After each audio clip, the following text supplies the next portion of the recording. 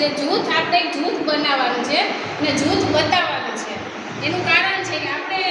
ખાલી એક્ઝામ્પલ લઈએ કે રાજનીતિમાં અત્યારે જોઈએ ને તો ઉપર કક્ષાએ આપણા કહેવાય કે બધા વાણિયા જ રાજ કરે, જ્યારે કોક એવો રાજનેતા છે કે કોક એવો અધિકારી છે કે બહાર આવે તો જેથી આપણા બધા બેનિફિટ્સ, કારણ કે આપણે અત્યારે ગમે સરકારી કચેરીમાં જાય ને એમ કે વાણિયા મહાજન છે ને તો કોઈ યોજનાનો લાભ નથી મળતો, પણ ખરેખર આપણી પાસે આ ચિરાગભાઈ જે આપણી સાથે બેઠા છે પોતે નગરપાલિકામાં છે કે જે ઘર બહાર આપણે ટૂંકમાં જે નથી નીકળી શકતી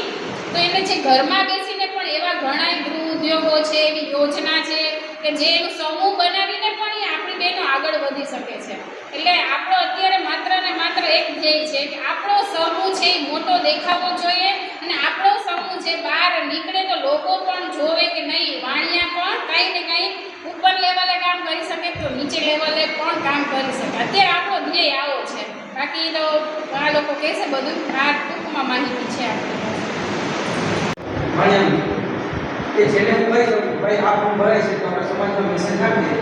તો સીધો એ મેસેજ તમને મળે એટલે એનું સીધું જ આપણે ફોર્મ ભરી દેવાનું. એવું હોય તો મારો એવો હોય છે કે તમને તમામ સુવિધાઓ કોઈ પણ તકલીફ વગર મળે એવા મારા પ્રયત્નો હોય. ભૂતકાળમાં પણ